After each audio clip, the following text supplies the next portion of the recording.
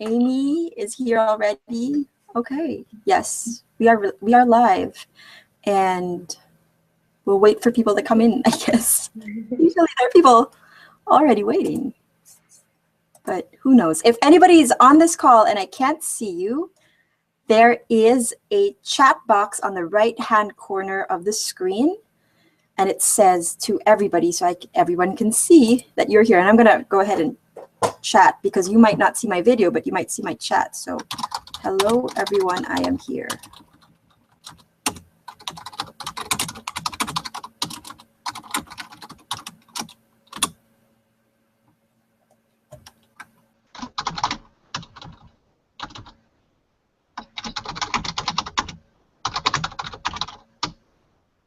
Roll call. Let us know if you're here through the chat box, so we'll know if people are on the line.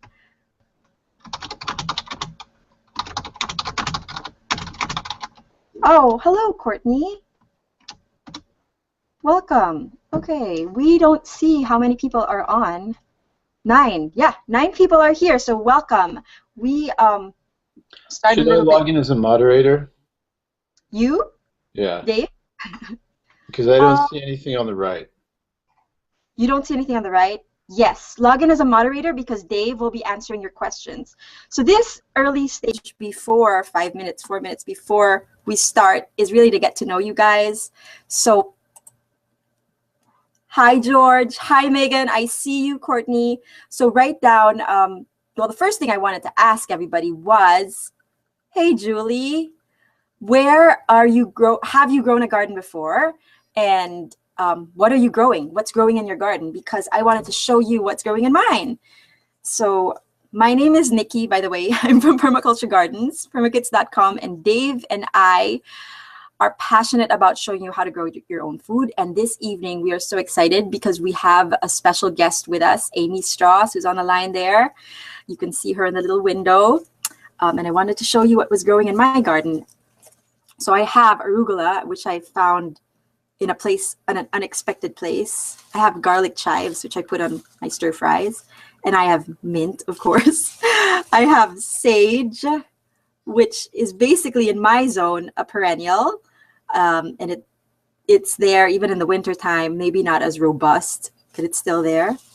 I have a lot of this nice Bibb lettuce that we've been eating a lot of in our salads, and oregano. Lots of greens still, no color yet in the spring. Oregano, and I probably should have a lot of other herbs. But so far, this is my front yard. There's probably stuff coming. Oh, there are blueberries coming out in the backyard.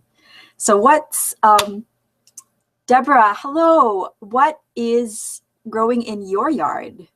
If there is anything yet, or what have you planted? So just to get to know you guys a little more.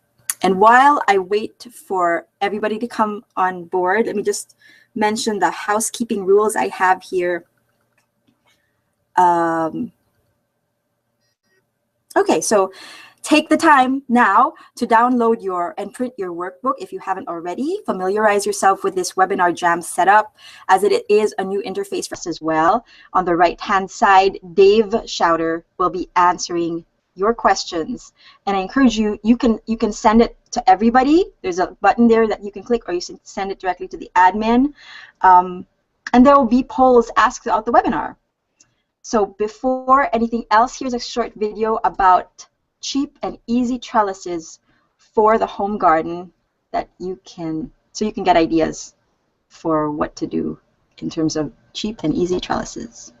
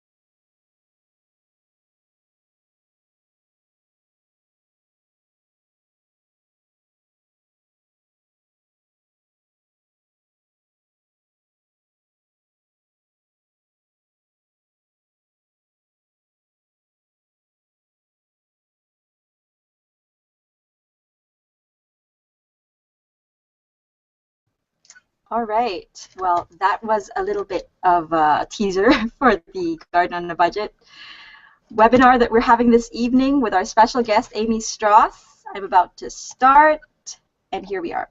So, welcome to Garden on a Budget. My name is Nikki Schauder. I'm from Permaculture Gardens, and by the way, I read some of your replies. It's wonderful that you guys are growing so much Swiss chard and tomatoes, and I've noticed that a lot of the gardeners that are on here have actually gardened before in the past. So it's a nice spirit to have. We're always learning every year in the garden. And I am Nikki Schauder. I'm from Permaculture Gardens, a website dedicated to helping you grow your own food. And Amy Strauss will be joining us halfway through, and we'll focus on the food part of this webinar. So I'm doing the garden on a budget, and she's doing garden to table budget. So to get you situated, every month, Permaculture Gardens hosts a free webinar on something that would help you grow your own food. This is the 4th installation in a series of webinars. Now, unfortunately, we are skipping next month's webinar due to a number of reasons. We run a school garden, and we're managing other gardens as well that we want to make sure will be productive permaculture gardens this year. But the good news is that in June, we will be back with a webinar on how we started our school garden. So teachers and parents on this call, stay tuned for that one as well. Stay until the end to hear the PermaKit raffle winner, which all of you are entered into the PermaKit raffle as long as you're live on this call. And also the winners of a Plant Your Pantry challenge that we hosted a week ago. For those of you who are new to us, so we are Dave and Nikki. Dave is answering the questions that you are going to be, so don't be shy, okay? Use the right-hand corner Webinar Jam chat box and direct your questions to Dave or to everyone regarding anything that you have for us, like any questions you might have during this webinar. So Dave is doing the behind the scenes technical work, and so we are all trying to do the same here, which is learn how to grow our gardens to keep us fed. I usually tell you more about our story, but tonight I want to shine the spotlight on our special guest, Amy Strauss of 10th Acre Farm. I will talk about how much setting up a garden actually entails, and she will talk about how much eating healthy entails.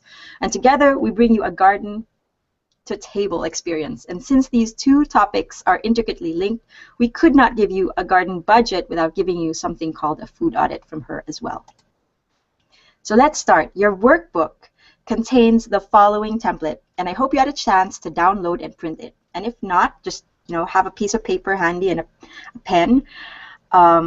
And I put 500 here because that is what we started with last year, so that's what I'm starting with this year. And you will be looking at your garden budget. So start with something, and then looking at how much everything that you plan to buy costs. That's your expense. And then hopefully through this webinar, you will be substituting them out with cost-saving substitutes, which would be your garden savings, and then the result of that should hopefully give you still a balance of cash at the end so that you are spending less than your budget. The most so why garden? A lot of you have already answered these questions for us in webinars past, as well as in our survey. And I think if I were to summarize it all, it's to eat real and healthy food. And if you've been following Dave's blog, he's made the case that growing your own food trumps other sustainable practices, such as solar power or green cars, because we'll find out from his blog. But here, if you want to make a green difference, start with the garden. And indeed, it is the most cost-effective way of supplying yourself with food. If you can grow, the more stuff you can grow from your garden, the lower your budget will be for your food. It's the lowest investment of all your house projects. If you're considering different house projects, kitchen remodeling, or changing your roof, or something that needs to be, there's always something that needs to be fixed in the house, right? But if you, but the garden always has, at least in our experience, has always had the lowest expense, and yet has high yield, has high rate of return, and gives us the high quality food. And after an initial investment is made, for instance, if you need your raised beds or you need fencing or trellising, which is the infrastructure, permaculture gardening should be sustainable so that your input, your output will far exceed your system or your garden's input. So on one of Bill Mollison, the founder of Permaculture's visits to the States, he was asked to consult here in the States by some Office of Sustainability, and he asked them what their definition of sustainability was. So according to him, the officials, were stumped. So he answered for them, and this was his reply. That sustainability is when your output, the output of your system, far exceeds the input. And the system that we're talking about is the garden. So using your workbook, start with these 2 questions. And I am just going to check here to see if everybody's on here. Let me look at how everybody's doing here in the chat room. My slides are blurry too. Is it blurry? Okay. So back to the budget. Oops. I just lost my screen.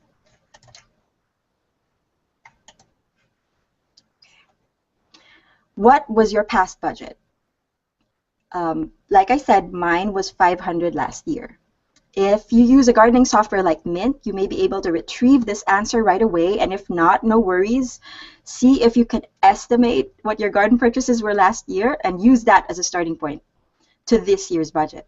Now, if you have not gardened before and this is your first year, be aware that depending on your scale, there could be some initial outlay, like I mentioned, for your first year of gardening, and you have to be prepared for this. A good place to start, however, budget-wise, would be to know that the average American garden budget in the past year, in 2015, in a survey conducted by the National Gardening Association, it was $349 a year for their garden. Now, not all American households garden vegetables, right? Garden for food. But in the last 5 years, we've found that 1 in 3 households, or 42 million households, are now growing their own food in some way, shape, or form. And this could be because they're part of a community garden. This could be they're growing in pots. It could be as simple as like, I have an herb kit or something. Or this could be that they are, they garden, their kids garden in school. But that now the number of people who are gardening, who are growing their own food, is definitely increasing. So now that we've talked about the intro a little bit, what would the returns be? Let's take a look. Part of that Garden to Table report by the National Gardening Association last year included the things that Americans mostly grow, and they were the top 10 things I have placed in a square foot garden plot, and they are tomatoes, peppers, cucumbers, onions, lettuce, squash, carrots, beans, peas. And I've just done them over again for the next more than, after the 11th and 12th and 13th up to the 16th plot. And just based on various online sources and vegetable gardening books and my own experience, we've just averaged, predicted what yields in pounds each of these plants would give us. So say tomatoes would yield a good tomato 5 pounds. This is generally conservative. Peppers 2 pounds, cucumbers 5 pounds per plant. And then I took this and I did some math and I plugged it into a yield tracker, where if you look at my previous slide, oops, my mouse is going. So that's my square foot garden, right? But in a square foot, you can grow 16 carrots in 1 square. So if 1 carrot gives me a 1/4 pound, then times 16, that would give me 8 pounds total, because I have 2 carrots in my square foot garden. And in the end, I came up with this number of pounds in weight for, let's say, 1 season's harvest. And like I said, these are pretty conservative estimates of my square foot garden, of the average American square foot garden, if they did a square foot garden, and what they grew would be. So 72 pounds of organic, hopefully, produce. Now, if you compare that to the market in-season market vegetable cost, which is £2 per non-organic veg and £3 per organic, perhaps even more, then we potentially are earning growing $216 worth of organic produce in our square foot garden if we use the typical choices that most Americans grow, the top 10 things that they grow. Now, we could definitely increase those yields, but if you grow more intensely, if you grow vertically, as you've learned in past webinars, now that we know what the yields may be, potentially, what are the expenses? Oh, and by the way, today is Thomas Jefferson's birthday. So we have a little tribute to him at the end of the webinar when we say goodbye to you all and close the show. But this is one of the things that he had to say about money. Never buy what you do not want because it's cheap. It will be dear to you. So I don't have a song. I usually have a song that you guys get to sing along or guess throughout the show and win a seed packet for guessing it. But right now I just have a mnemonic, which is it's powerful. I for infrastructure, T for tools, S for soil, P for plants, and water.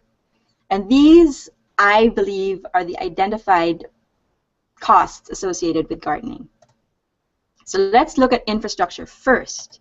When we first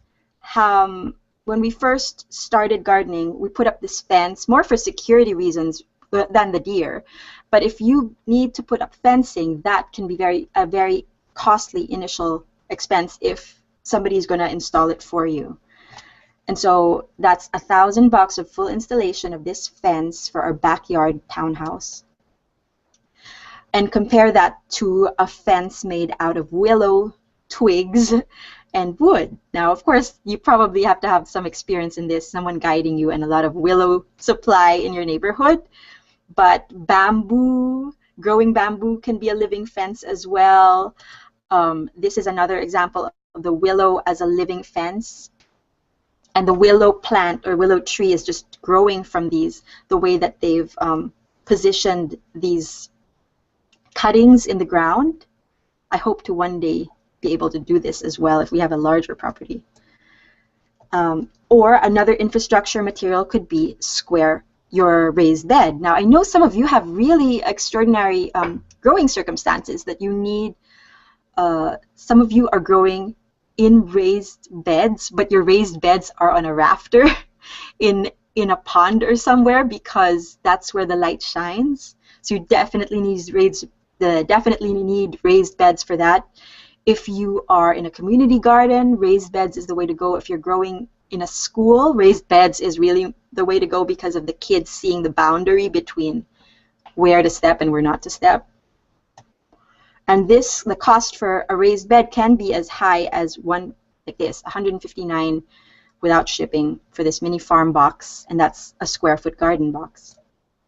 And then you'd have to think about what are the other structures I need to keep the gophers out. So in this case, this man has placed chicken wire underneath that you can use to prevent gophers. I know I say gophers because I've been reading your surveys. So these surveys are really important to me because I really want to be able to help give you ideas on what your specific problems are, aphids, gophers.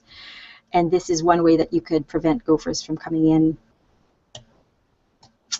Now, this is our school garden, which the reason that I am so honored that Amy Strauss is here is because this school garden swale, a swale is an irrigation ditch, usually dug on contour, and the diggings from the irrigation ditch, from the swale, become the berm or the planting beds, the mounds that are raised in this picture.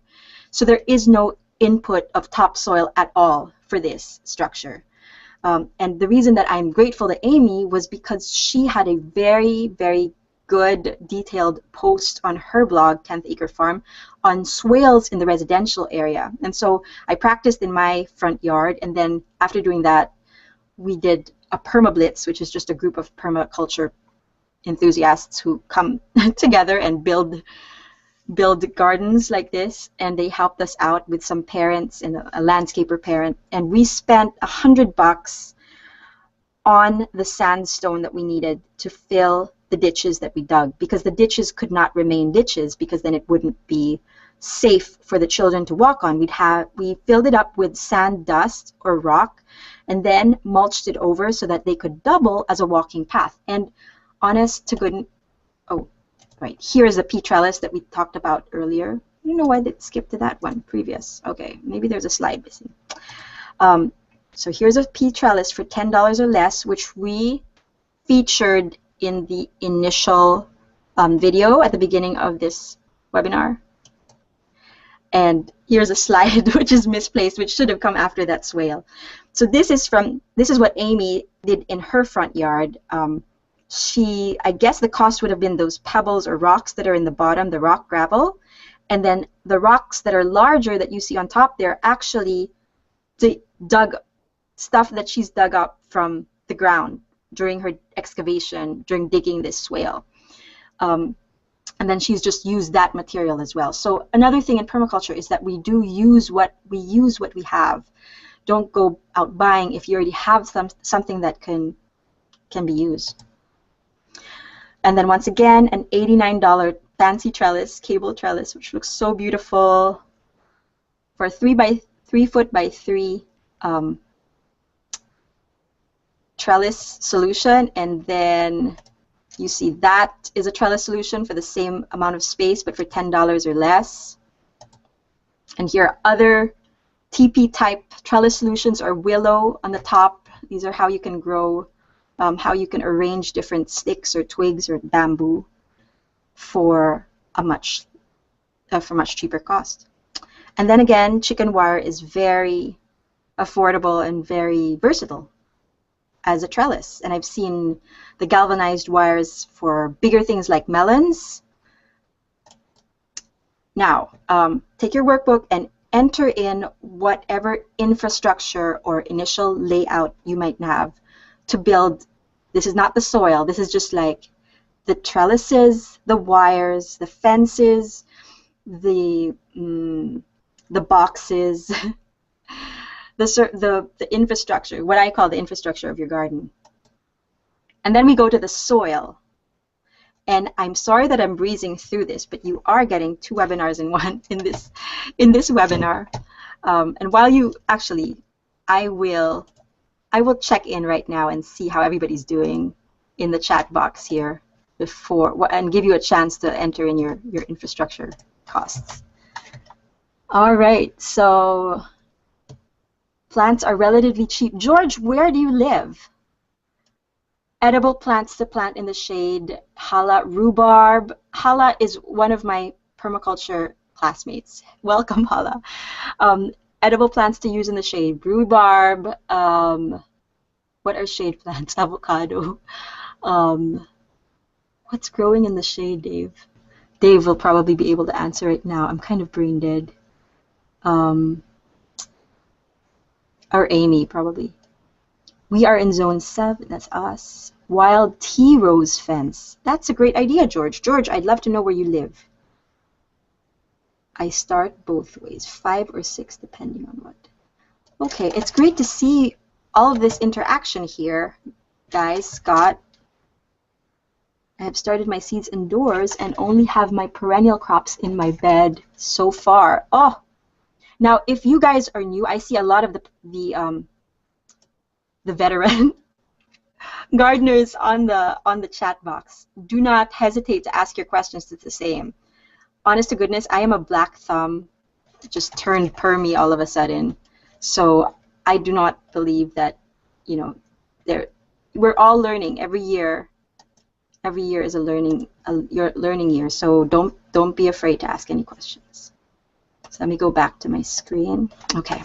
So now that you've entered your infrastructure expenses, let's talk about the soil. So if you are starting a garden from scratch and the soil is barren, or if you're in a community garden, you may want that initial outlay of topsoil delivered before you can produce your own soil. So eventually, remember that input versus output in the system, you want eventually that the garden be producing its own soil. That's the ideal, and that you're not always bringing in topsoil every year to your garden.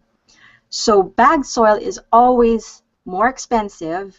It's $60.95 for 1.5 cubic feet versus 24.5 per cubic yard, which is 100 cubic feet if you have it delivered. And these are the prices from Virginia Ground Cover. So those of you who are in Virginia, you can buy them from Virginia Ground Covers, but they have a delivery fee. So you have to add that into your cost. So let's say, and their minimum of Virginia Ground Covers is 3 cubic feet. So that may be bigger than what you need, or more than what you need. So that I'd say, like, for a delivered, but if you have a truck and you don't have to have it delivered, then you can just get 1 cubic yard if you just need 1 cubic yard. So add that into your costs. Now, if you sheet mulch and you're willing to do this right away and you want to do it cheap, then sheet mulching is the way to go, or lasagna gardening. And here is a recipe out of several recipes you can use. I feel like there is no real right recipe. I just alternate carbon, nitrogen layers. So for instance, what do I mean by that? So your slashed vegetation would be nitrogen. Your compost is nitrogen. And then you have a newspaper, which is carbon, and cardboard, which is carbon, and then wood chips, which is carbon too, and then cardboard, which is carbon, and then straw hail. See, there is no, I thought that he would be interspersing this like carbon, nitrogen, but this guy just has a lot of his compost somewhere in the middle and straw mulch in the end. And that's basically what it takes. Start with the cardboard to kill the weeds. In the middle somewhere is compost or some sort of manure or some form of nitrogen. And in the top, I always layer with straw hay. And then consider other soil additions, such as, do I need red wrigglers so that I can make my compost from vermicompost? Do I need nematodes because I have a pest problem? Beneficial nematodes, that is, because I have the peach borer. Or do I need lacewings because I have an aphid problem? Do I need ladybugs because I have an aphid problem? Can I get safe manure for free from horse farms? Can I get where straw bales are relatively cheap, and around here they're about $8 at the local nursery? Do I need lime? Lime applications are often, I don't know how you feel about this, Amy. Maybe you can answer this question later, but lime is whenever you send your soil to be tested, I always get, if it's too acidic, you get feedback saying apply lime. So do I need to apply lime? Do I need gravel or stone because I'm making a swale? Do I need mulch because I needed a footpath somewhere for access, etc., etc. So now, thinking about this, enter in your soils, your expenses for the soil portion of your budget. Is everyone okay? Oh, and then I am going to give you a poll right now, wake you guys up. This is my first time going to try to turn on the polls here, but I'm going to ask you, is your garden budget below, make the results public at the end of the poll, is your garden budget below $349 or above $349? And there's somebody whose hand is raised. Dave, I think that might be Hala. Oh, one request. Not sure. Okay. So are you guys okay in the chat room here?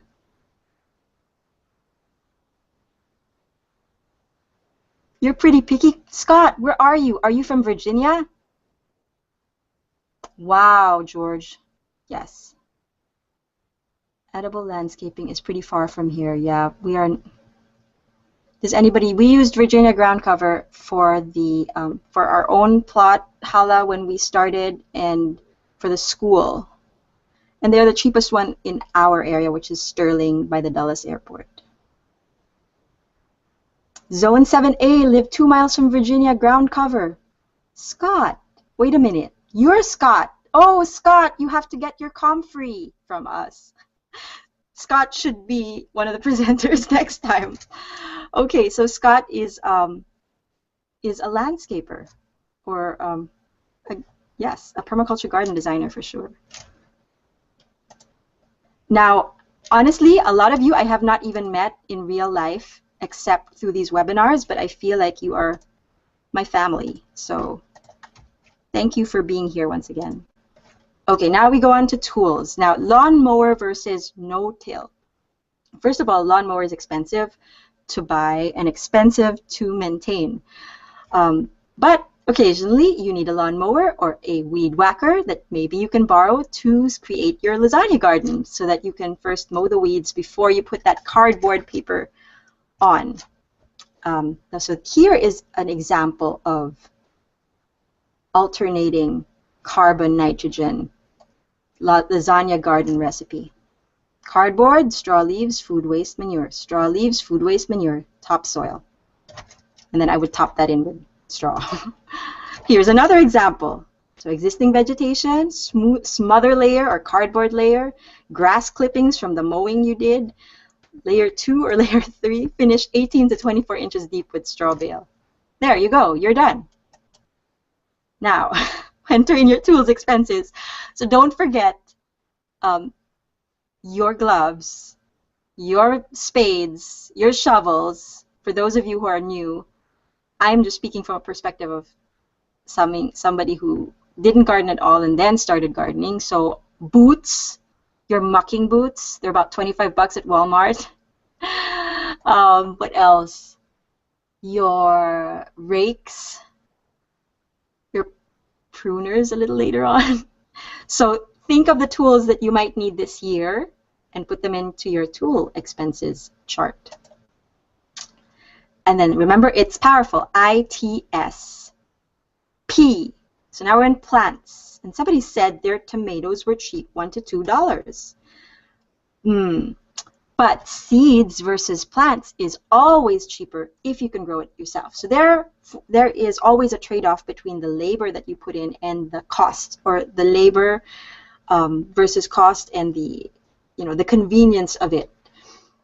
Convenience of having the plants right away, the seeds, especially when you're not quite sure how to seed start. And if you aren't sure how to seed start, there is a blog that Dave did on seed starting. Our very first blog was based on John Jevons' How to Grow More Vegetables book, and just summarizing the pointers from there and our own experience.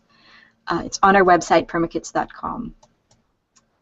Now, the most expensive plant that you can buy is a tree. Now, this is an apple tree, which you can buy for $99 for a 5-foot tree, probably 2 to 3 years old. I saw some people earlier that said they had apple seedlings. Now, that is interesting because apple seedlings, as probably you already know, if you're growing fruit trees, if you grow them from your own apples, then you get the root stock. You would still need to graft on an edible apple variety, because if not, it might become a crab apple.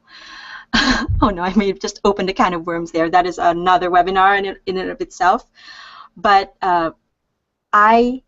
whenever we have space to start an orchard, I would like to have a host of my own root stocks that I grew from apples whose seeds had once been an apple that I'd eaten. So way to go for those of you having little apple seedlings in their nurseries. Now, grafting is always cheaper because when you buy that $99 tree, that's a large investment, and you pretty much have to know where to put it. And if it dies, then it's like $100 blown away. But grafting, if you have trees already, is cheaper because the scion wood, which is those sticks that you graft onto your root stock, those are only $4.50. And then you'd need pruning shears. So like I said, this is like grafting is another lesson itself, but I invite you to research it if you would like to learn how to grow trees and not buy them. So plants, seedlings, trees, enter in your plants expenses. Now you may need a little more time for this, and hopefully you've done the webinar where we had the plant guilds, where you decide what you're planting this year and use that list to enter in your plant expenses. And maybe you don't know the prices of them now, but at least if you have the list, that's what you use that page for. Now, if you are new, then you don't, and you're a little bit timid with starting with seeds, you want to just have the convenience of plants. I know some people on the call might feel this way. This year, their first year of growing, they just want to get the plants in so that they have a tomato plant already there, especially if it's $1 to $2, cost to buy a tomato plant. And then you do seeds, but not everything can be grown not everything is sold as a plant. And so if you have certain varieties that you like, if you are companion planting with flowers that are not readily available in the market, such as borage or calendula, I don't normally see them, but they're so easy to seed start, then you have seeds as well. Then bushes, then next year you can do bushes like berry bushes or strawberry bushes. And then the following year you can do trees. So this is just my tip for going baby steps on the plants. Okay, so don't go bonkers on buying plants this year if you are new. Now, in order of cost, seeds are of course the cheapest, and then bulk plants, which you can get from Rain Tree Nursery and One Green World, or a lot of other organic sources out there that have seasonal bulk items where the cost, they will ship you 100 strawberries. And of course you may not have, you may not need 100 strawberries, but if you have people that you can sell them to, or you can give them away as gifts, then that's a good thing. Then bushes are the next expensive things, full-grown bushes and trees. Finally, it's powerful. We end with a W in there. Water. So the average household spends $100 in a growing season in Virginia. Our particular budget bill, water bill, is $130 for the 6 months in Virginia and $240 for 6 months in California. This is on their lawn and garden, okay? So why do I say that? 1/3 of your water bill goes outdoors, at least the average water bill. If you can get that water for free, then you don't have to include the water in your budget, right? So what is the formula for finding out how much water you get for free on your roof? It is this formula that's already, for those of you who have watched the first webinar, who've been with us from the start, and for those of you who are familiar with 10th Acre Farm, this is copied from her from her blog. Amy, like I said, Amy Strauss, even before I met her personally, online, I have been learning so much from her, and you can get, at least in our townhouse, which is 1/27th of an acre, 1,600 square feet, we got 996.8 gallons of water in a 1-inch rain event.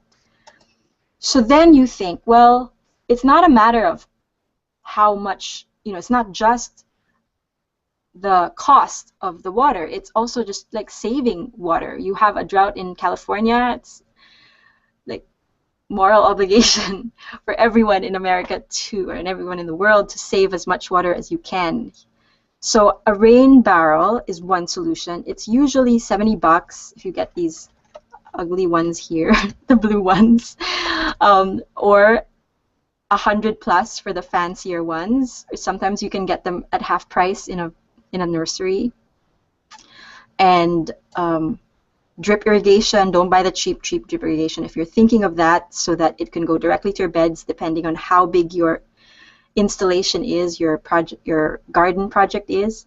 It's I would say start with the $47 ones for a small area if you're doing drip irrigation. But we could do away with all this stuff if we could put a swale in your garden. Now, if you can't, because your garden is fairly flat, there's no slope, there's no place to like catch the water, then you'd have to do other ways. But this is the 10th Acre Farm blog that I wanted to show you. So enter in your water expenses. Now, if you're not doing any of that, then you can just enter in, okay, I spend $100 in Virginia or $240 in California for my whole growing season for 6 months of the year for watering my plants. And then that'll be part of your water expense. So once again, what is it again? It's powerful. ITSPW. So infrastructure, tools, soil, plants, water. And how do we lower costs even further? Okay, let me just make sure I covered everything that I wanted to. Oh, before that, I wanted to say there is a soil calculator that is in the workbook that I sent you guys. There's a link to a soil calculator. If you wanted to know how much soil you needed for your raised beds, you just put in the diameter, the length, and the width of your bed, and the inches of soil you would like to provide in that bed, and it will tell you how many cubic feet you need to buy. Cubic feet or cubic feet. So just remember, 100 cubic feet is 1 cubic yard. So how do we lower costs even further? So first, design first, like I always say. Plant perennials, because then you don't have to plant them again next year. Rhubarb is a perennial vegetable. If you saw Dave's blog last time, I think he did a whole blog on perennial vegetables. Asparagus is a perennial veg. Jerusalem artichoke. Oh, did I say Jerusalem artichoke? No. No, that's probably wrong. Use what you have. If you have logs of wood somewhere, they can double as the borders to your raised bed if you are not that picky. If aesthetics is not too much of a big thing for you. If it is, and it's a value, which it should, I mean, in suburban landscapes, urban, where you have strict HOAs, you have to make everything look pretty, or else people will report you, and then your garden is gone. So I feel like that aesthetics can be a high up important factor as well. Save seeds. So when the seeds, the lettuce or the vegetables you grow begin to bolt, be there, save seeds, read up on how to save seeds. It's an August webinar that we have, and hopefully we will have Seed Savers Exchange here as our guest. Extend the growing season, grow year-round if possible. Be willing to try new food staples that may grow well in your yard. So if you find Swiss chard, kale grows well, then try those. Plant your pantry. And those of you who are on who have been on the challenge, you guys know what examples of plant your pantry items are. And if you don't, there are 10 of them listed in the workbook that we sent you. Finally, and I hope, well, do a food audit of your currently buy, and I just want to proudly present Amy Strauss. Amy, take it away. I'm sorry, I've gone a little bit over time, but let me just turn myself off and stop sharing. There we go. Hi, everybody. I'm so glad to be here, and I am very excited that Nikki and Dave asked me to be here to speak with you today. They're just so inspiring, and I really appreciate Nikki and Dave for bringing us all together. It's just a really nice space here that we have to share our experiences in gardening and saving money. So I'm about to put my my slideshow up on the screen. So Nikki and Dave, you chime in and let me know if you can't see it. So we're going to kind of switch gears, because one of the ways we can learn how to decide what to grow in our garden is based on what our family eats. And back in 2007, I quit my job. And that was a pretty big deal for me, because I've always been gainfully employed. But when I did that, I wanted to continue to be a contributing member of my household. And I wanted to make our household more of a productive household than merely a consumer one. Sorry, I need to interrupt. Have you shared the presentation yet? Yes, I did. Actually, yeah, I haven't seen it yet. Okay, thanks for letting me know. Let's try that again.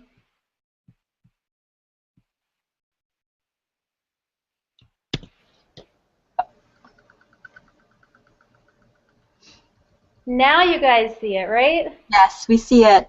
Okay, sorry about that, guys. Now, you don't want to look at my face the whole time. So I was looking for ways, because I had quit my job and I still wanted to contribute to my household. I was looking for ways to reduce our income and save money. And I was also concerned about what was in the food we were buying. You never really know what you're getting when you buy food from the store. And by the way, this is a picture of my backyard. So average monthly cost of food in the U.S. We know that buying food is expensive. That's why a lot of us want to grow our own food. A two-person household can spend up to $722 a month. A four-person household could spend up to $1,200 a month. We know that food is expensive, and what you spend is going to vary based on what kind of food you're buying. The other thing is Americans spend about a third of their food budget eating out, and we know that eating out is more expensive than making it yourself. We know that in general, eating out is going to be less nutrient dense. We never know what's in the food at restaurants, except for a few restaurants that serve locally harvested food, and that can be even more expensive than simply buying convenience food. But I realized that I wanted to provide my family with real nutrient-dense food, but it's expensive. And I also realized that there are a lot of expenses in starting a garden. So not only is buying food expensive, but growing food is expensive, at least right away. Now, obviously, we've all shared experiences in cutting costs and starting a garden, but when it comes down to it, there are some costs involved that we can't avoid. So the conclusion I came to is that these two things are connected. We can't ignore the purchasing side of getting real food because it's connected to what we grow. The goal of both is to feed my family the most nutrient-dense food for the lowest cost. That's our goal here.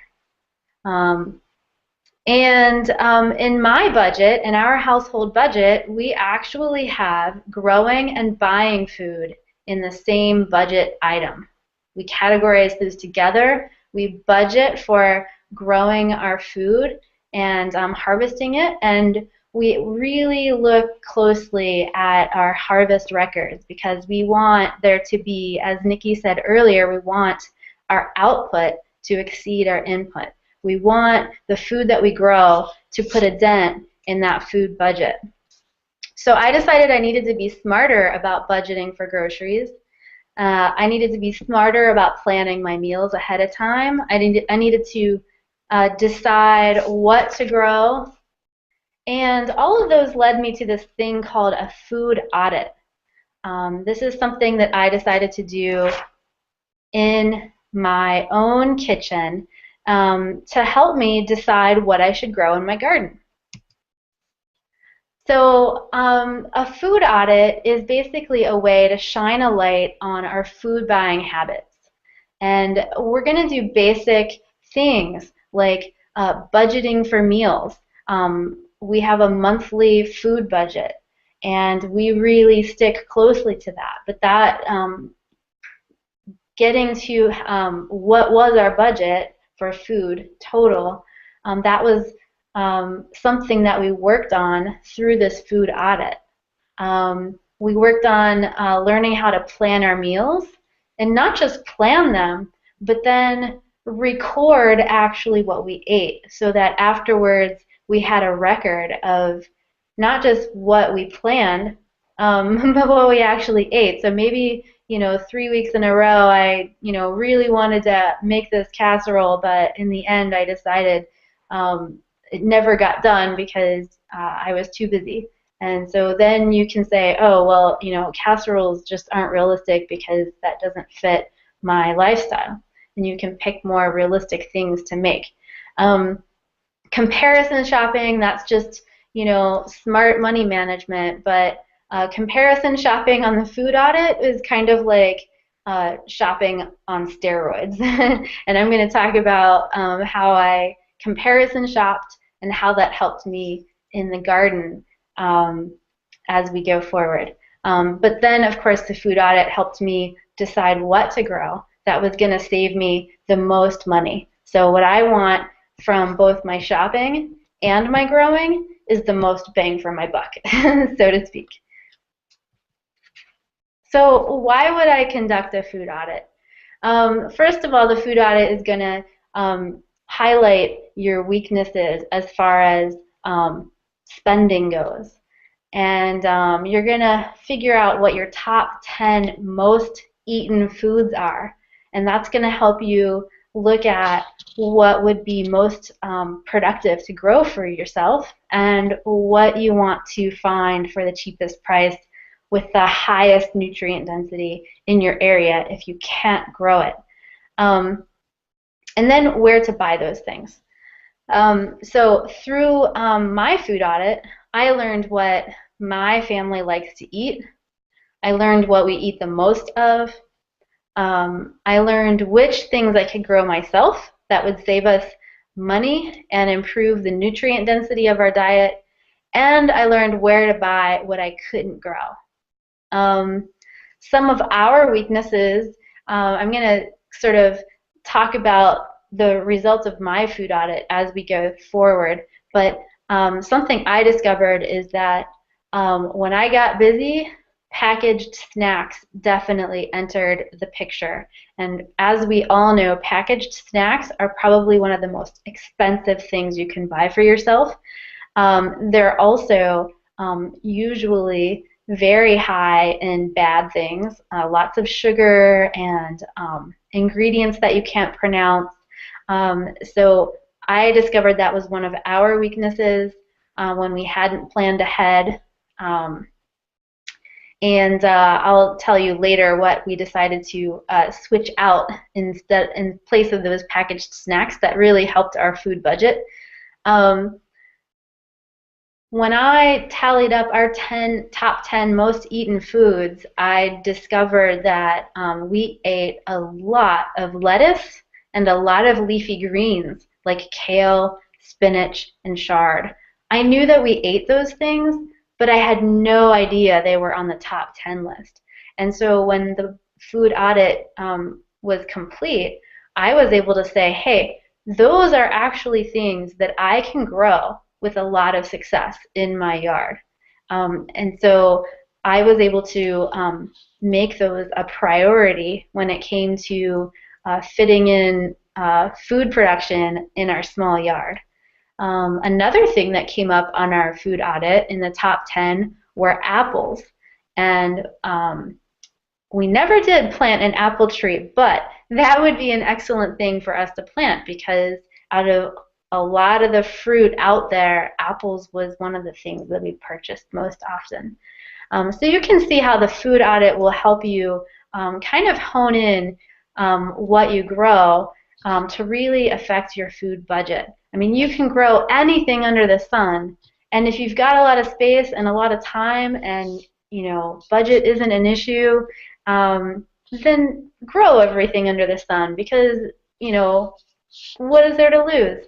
But, you know, most of us need to be a little more focused with our purchases. And then we learned what we can't grow, and so we had to focus on where to buy it for the highest nutrient density for the lowest price. So here's how we're going to conduct a food audit. There are simply 3 steps. The first step is to track your meals for 2 to 4 weeks.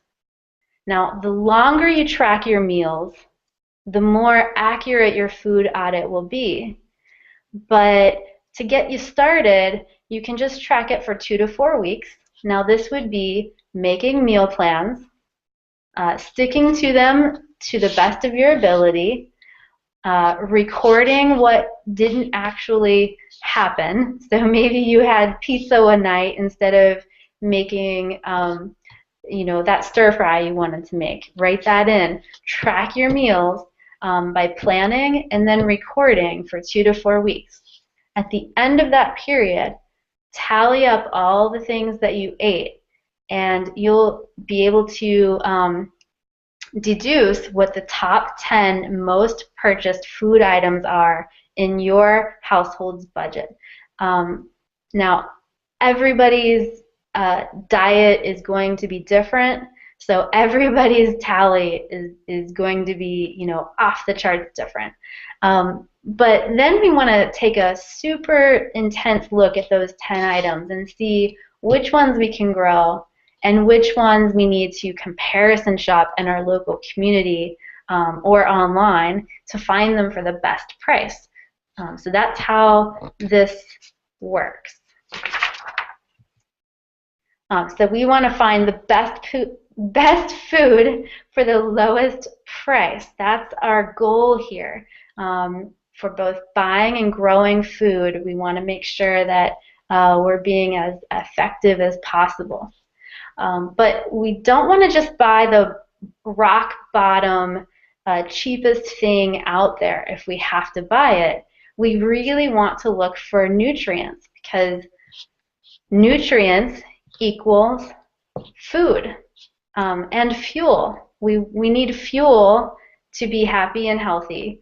So we don't want to buy cheap food that is low in nutrients. So obviously, high on the list of nutrients is food that we grow ourselves, or food that we can find in our local area from good, responsible growers. We know that food shipped from far away begins to degrade in nutrient quality as soon as it's harvested. So, there's more than one reason to buy from local growers if you're not growing it yourself. We do want to find food that's organic, but it doesn't have to be certified organic. What we're looking for is food that is chemical-free, hasn't been sprayed, and it's also non-GMO. Those are things that are important to me. Now, you may have different values, but that's kind of what I go for personally as when it comes to nutrient-dense, healthy food. Now, we're not talking a lot about raising animals or dairy or eggs in this webinar, but I definitely look for meat that was from animals that were happy and healthy, raised on pasture. I look for dairy that is not high heat pasteurized. I want live, healthy food. That's what we're going for. So we've done our food audit, and we're trying to figure out what to grow and what to buy. The first thing I want to do is look at the produce on our top 10 list. And for me personally, I go to the Environmental Working Group's Dirty Dozen list.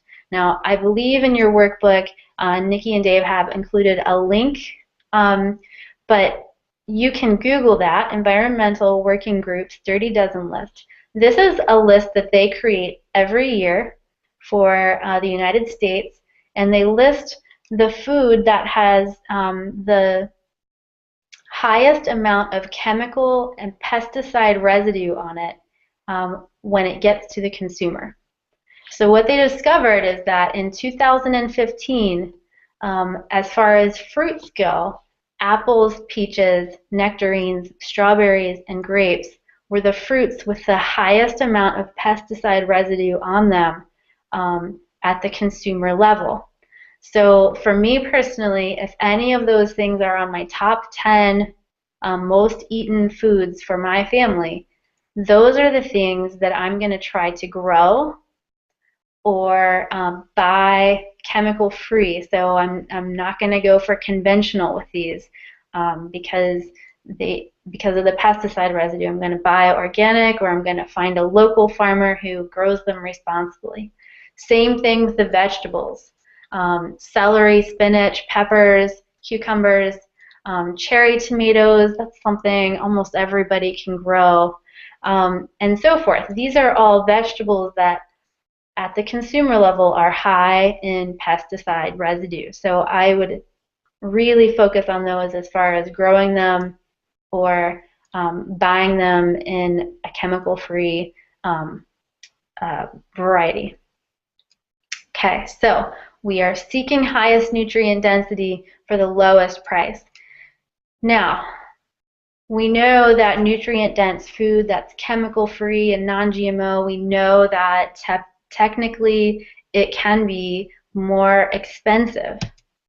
So if we've determined what we have to buy for locally because we can't grow it ourselves, how do we decide where to grow it? What we're going to do is we're going to, in our local area, we're going to visit grocery stores, membership stores like Costco, natural food stores, farmers markets, CSA, that's CSA stands for Community Supported Agriculture, and that's buying produce direct from a farmer. And then delivery programs. In my area, we have a local food delivery program that we can sign up for, and they will deliver right to your door produce from local farmers and other items, meat, dairy, cheese, all kinds of things.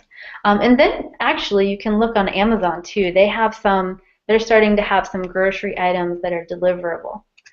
Now, the reason why I put this list up here, because you're all smart enough to know where you might go grocery shopping in your area, but I put this up because I was so surprised by the results of my own food audit. I thought I knew where I would get the best price for my top 10 items in my area, but when I started driving around my area and actually writing down the prices for items, I discovered that I had it all wrong. I discovered that a lot of items on my list were way cheaper at natural food stores than they were in the grocery store. I discovered that buying meat and produce from my local farmer, this is produce that's certified organic, pasture-raised meat and dairy and eggs, all of these things, it was actually cheaper than getting it in the store. I even got a Costco membership, and I discovered how many items in that store were organic that I couldn't find elsewhere, and it was really a great price. I was very shocked by that. But you'll discover different things as you comparison shop as well for your top 10 items. So you have followed and recorded a food menu planning recording session for 2 to 4 weeks. You've discovered what your top 10 purchases are. You've comparison shopped to find them for the lowest prices for the most nutrient density as possible. For some of you, your budget is going to go down, and that's really awesome. So you can do a happy dance if that is you. But it's not for everybody. For some of us, if we start increasing the nutrient density of our food items, sometimes the budget's actually going to go up. So we have to make some choices about what we buy. We can put something on hold. Maybe we don't focus on the top 10 items that our household eats. Maybe we focus on the top 5 first. Or maybe we just choose certain things to change out. So maybe instead of finding the best price for those granola bars for snack food, maybe we pick a different snack food. And this is where my food audit came in. I discovered that our snack food packaged, portable items were pretty high, pretty expensive, and they were taking up a big chunk of our food budget. When I switched them out for baby carrots and mixed nuts from the bulk bin, I I discovered that our cost for simply just having snack food around went way down. And then that encouraged me to grow a consistent crop of carrots of our own to cut down on the cost of baby carrots.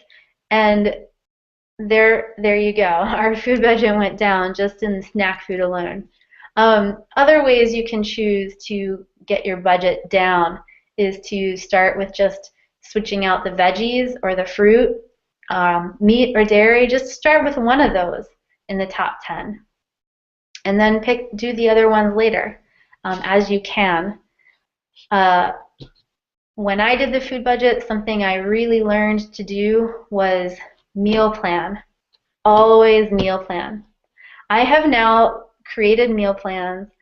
We are in our 3rd year of creating a meal plan for every week of the year, and it has helped us continually bring our food budget down. It's been incredible, and it's really helped us direct what produce we grow in the garden.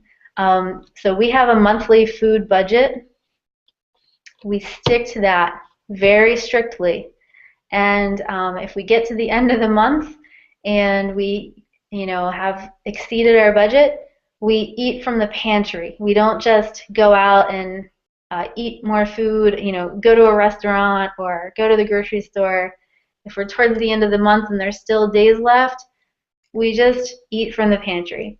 And it's not always fun, but especially Americans, I feel like we've got a lot more food in our pantry than we're willing to admit. And then, of course, for us, through our meal planning and recording, we discovered that we were eating out more often than we had really wanted to admit. And so it made us really focus and commit to eating out only once a week. And that really helped our food budget out too. And the thing about lowering your food budget is that if you save money, you've got more money to put towards your garden. And it's sort of like a snowball effect. So I wanted to tell you about the results of my own food audit because, does any of this really work? So we ended up doing a food audit. First we did the food audit for 2 to 4 weeks. We planned our meals and recorded our meals for 2 to 4 weeks. But then we ended up continuing with the program, and we recorded our meals for a whole year. And after a year, we tallied up our food purchases, and we discovered through comparison shopping that we were able to find 50 of our grocery items cheaper elsewhere than we had been buying them previously. And you might be thinking, oh, you probably made like 20 stops around your city. Who has time to make 20 stops around your city to meet your food budget? Then you're just spending it in gas, right? Well, we ended up focusing on making only 3 stops. So we were able to consolidate where we were buying our food and consolidate it into 3 stops. That would be 2 stops a week that were very close to each other, and then 1 stop was a monthly stop that we get our meat from a local farmer. It's a monthly pickup. So we didn't really increase our errands that much. But we were able to save $1,000 in the first year alone just by doing this food audit. It also helped us increase what we were growing. And so 50% of our meals in that first year included a homegrown component, something we had grown ourselves. And that was really, really exciting. And then 64% of our meals ended up being having a locally grown component. So not only did we save money and increase our nutrient density in our diet, but we increased what we were growing ourselves and also what we were buying from local farmers. This was really incredible. And one of the things that we discovered, as I mentioned earlier, that I just found really incredible was that we joined the Meat CSA with a local farmer, They produce organic, pasture-raised animals, just the best quality meat you could buy. When we purchased meat through them, we saved 13% over the regular meat that you get at the grocery store. And we're not talking going to Whole Foods and buying their organic meat. I'm talking this was cheaper than buying conventional meat at the regular grocery store. So it's just another thing I wanted to make sure that I, highlighted, is the fact that don't assume because it's higher in nutrient density that it's going to be more expensive. Okay, so we're almost done here, but I just wanted to run through some tips for success because, getting the food audit started and working your way through it is kind of an intense process. But when you get through it, the results are amazing. It's definitely worth it. It definitely helps you have outputs that exceed your input once you get it going.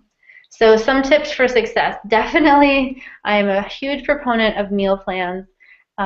You can see the meal plan template that I use in your workbook. I think Nikki and Dave have included a link to my website where I've included my meal plan template, but you can find all kinds of meal plan templates online if that would help you be more be more successful. Now, eating healthier food, when you're just eating, healthy meats, dairy, produce, things like that, it takes a lot more time to prepare. So commit to spending 1 day a week preparing all of the meals for the week. I chop all of the produce and have it ready to go. I cook everything that needs cooked. And then during the week, I'm just heating it up. I don't have to do a whole lot of cooking or chopping. So like if we're having salads for lunch, I'll just chop up all the lettuce on Sundays. And then throughout the week, it's all ready to go. Choose a menu star of the week. So maybe your garden is producing a boatload of kale. Well, that's pretty sweet. So now kale can be the star menu item of the week. Chop it all up all at once, and then that week you can include it in, omelets, kale salads for lunch, maybe sautéed kale for dinner, and by the end of the week everybody will be tired of kale, but everything will be done if you chop it up all at once at the beginning of the week. It'll make sure that you are successful at eating what you grow, and that's important. All right. Joining a CSA. As I mentioned before, with a meat CSA, produce CSAs can be just as cost effective. So talk to your local farmers about their CSA programs. And you want to make sure that your focus is figuring out what you can grow to reduce your food budget. So what grows easily without much effort. That's important. All right, so the bottom line is that a food audit is a comprehensive food plan that helps you grow and buy the right things for the highest nutrient density at the lowest cost. Okay, that's our goal with all of this. We want our gardens to actually affect our food budget, our bottom line. That's essential.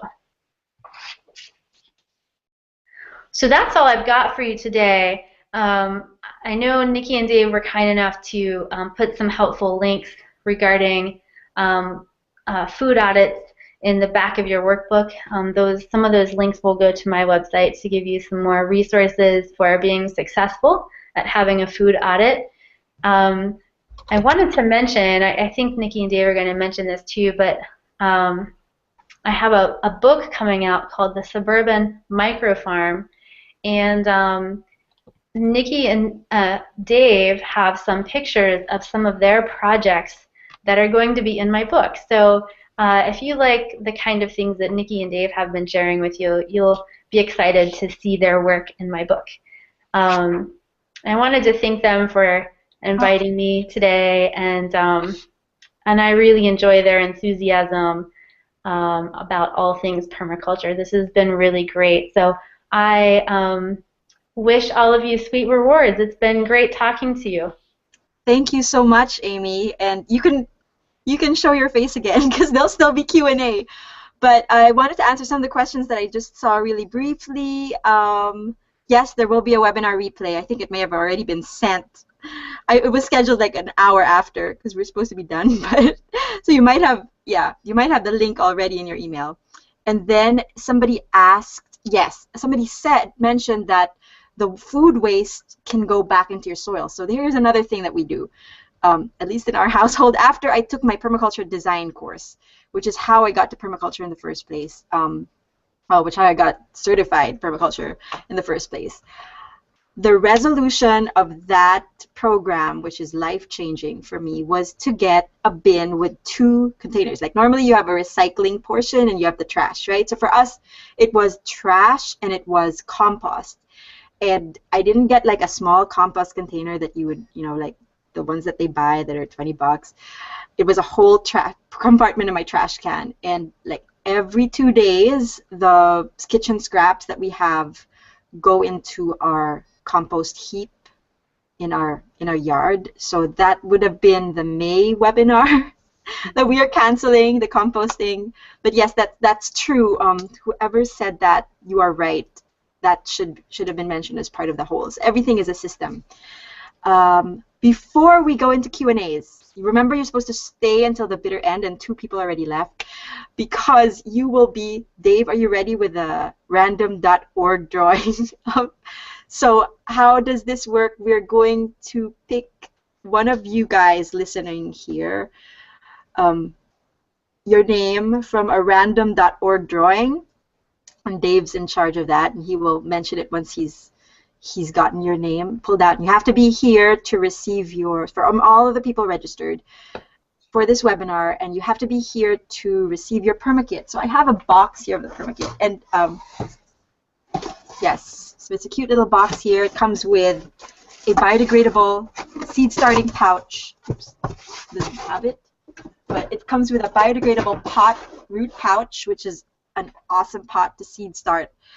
And where we started the permakits, we started them in December, and we were selling them as stuff that people could grow in pots, basically plant guilds in pots. But now we are developing them so that you can transfer these guilds into your yard.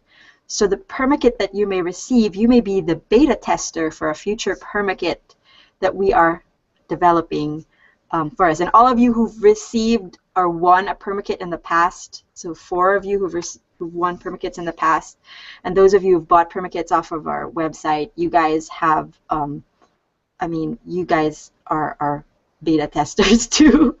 So please give us your feedback on that as well. So whenever you're ready, chime in, Dave, for the winner. Okay. The first one is drumroll